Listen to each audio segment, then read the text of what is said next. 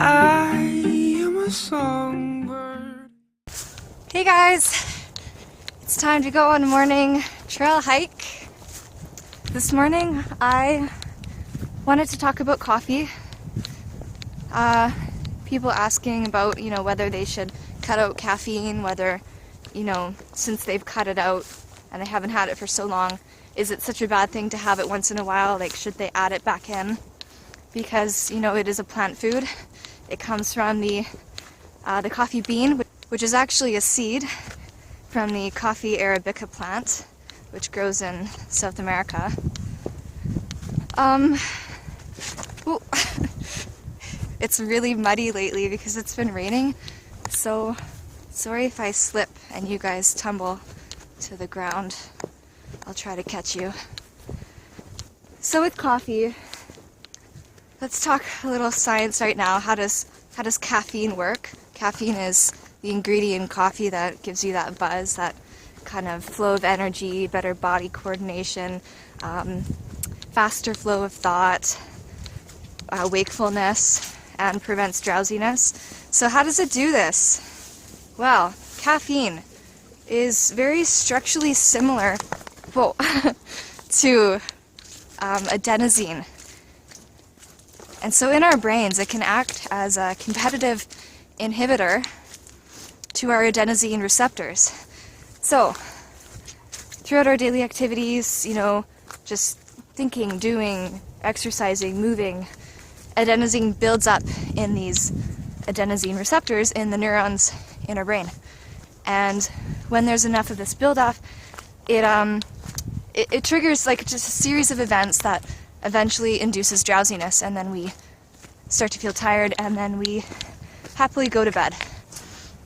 So because the caffeine molecule is similar to adenosine, it's going to block the adenosine receptors on these neurons and prevent drowsiness. So, what else can we say about caffeine? Caffeine is metabolized into 3 different metabolites. I don't know if I can remember them all. One is theobromine, one is theophylline, and one is, I forget what. Each of these, though, have different effects on the body. And theobromine affects the cardiovascular system, so it dilates your blood vessels, makes your heart rate increase. Sorry. Fun fact here, but theobromine is not a neurotoxin. It doesn't affect your neurons or nervous system.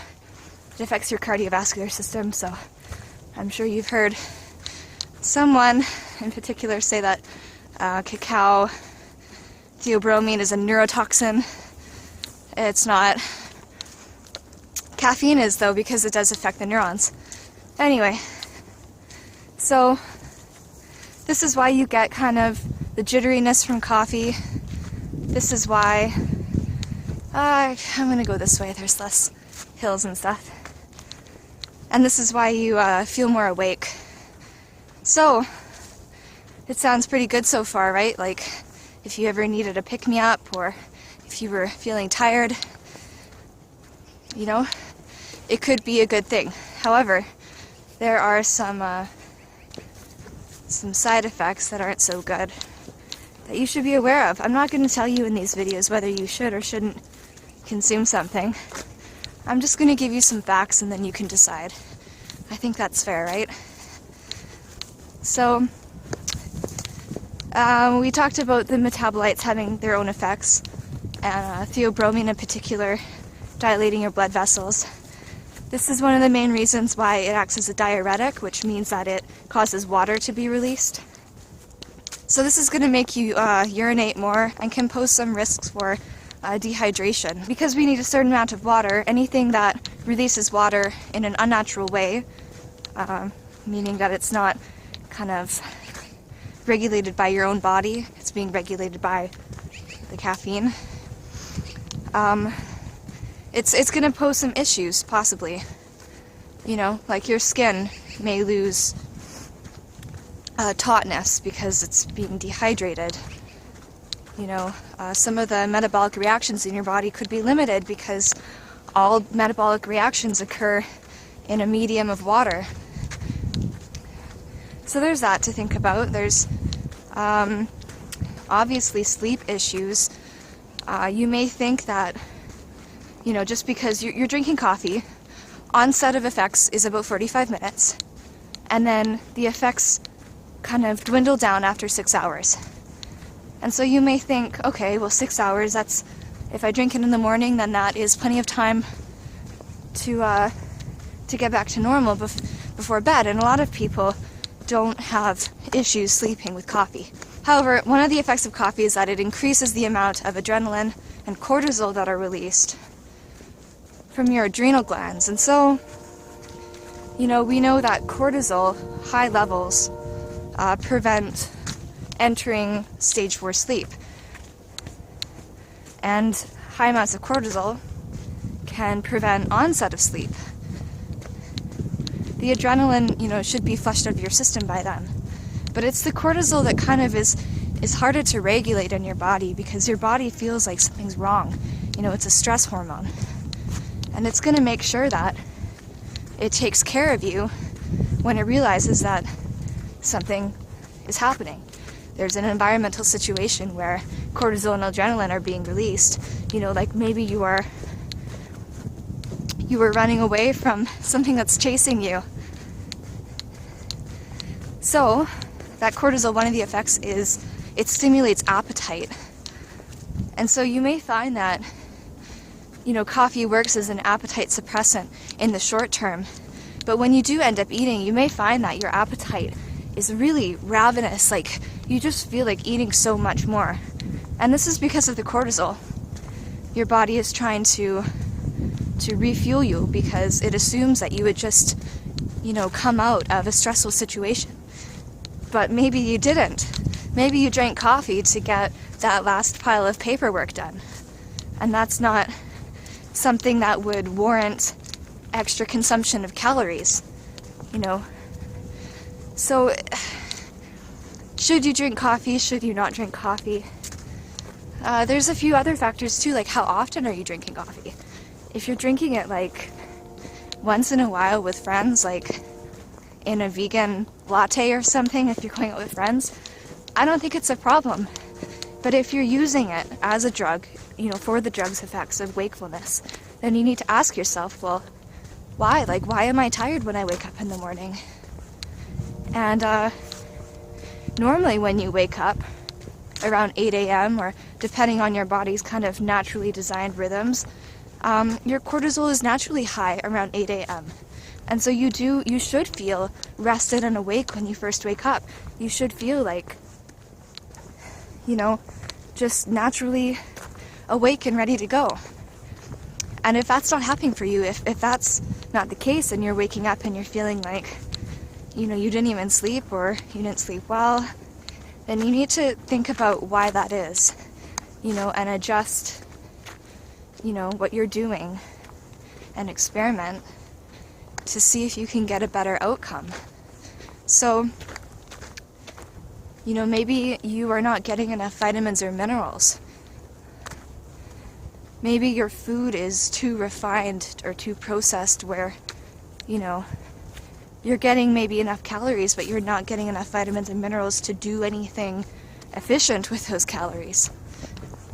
Some people in this community are so concerned with the amount of calories that you're eating, the amount of carbs, fat, and protein that they don't even understand that in all the metabolic reactions that create energy from those, materials, they need vitamins and minerals to make them happen. And if they don't, then they are more likely to just go into the storage form, because that's, see, I told you I'd fall. Alright. I hope you laughed. It's always good to laugh at your falls. Okay. What was I saying? Make sure that your diet is adequate in vitamins and minerals, and calories coming from fat, carbs, and protein. Make sure that you are going to bed at a time that feels appropriate for you. You know, don't stay up when you feel tired. You know, try to wake up naturally whenever you can. If you have to wake up at a time where you need an alarm clock or whatever, then, you know, make sure you're going to bed at a time that makes the most sense. Like, you know, I'm not going to throw out numbers because I think some people do really well on very few hours of sleep, like 6 hours of sleep, and they feel good to go. And I think that's because their diet is so good, and they're treating their body so well that it requires less rest to, you know, to repair itself during sleep. If you require more hours of sleep, then this doesn't necessarily mean that you're unhealthy, but I think that there's something to be said for the fact that, you know, maybe you're doing something throughout the day that causes your body to need that amount of time. And I'm talking about like 12 hours of sleep, you know, plus. I think like 8 to 10 is a pretty average amount of sleep. I think most people get around 8, and I think that's pretty much fine. But just really work on what you're doing throughout the day so you don't feel tired, so that you don't wake up wanting to drink coffee and, you know, just feeling like you're not going to be able to perform well unless you have that. Because, you know, you should be entirely self-reliant. You should, you know, food is your best friend. Food becomes us. You know, its materials are broken down. It becomes, you know, our own, part of our own cells.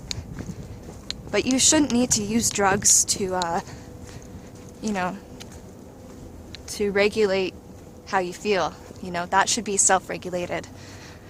So, now you know a little bit about caffeine, and you can decide whether you want to stop drinking it completely, whether you want to go cold turkey, as they say. Not really a vegan term, but, or if you want to gradually, you know, reduce it, or if you just want to have it once in a while, or if you feel like it is the best thing in the world and, you know, you don't really care about the negative effects that it may have on you, and you want to consume it anyway because you don't feel it's a concern, then that's up to you. That's entirely up to you. So I hope that this video was helpful. If it was, then give it a like and share it around. And let me know down in the comment section below what your plan of action is or what you're doing concerning coffee. And then also if you have any questions for me that I can answer about nutrition. Alright. Have a great day, guys. Bye.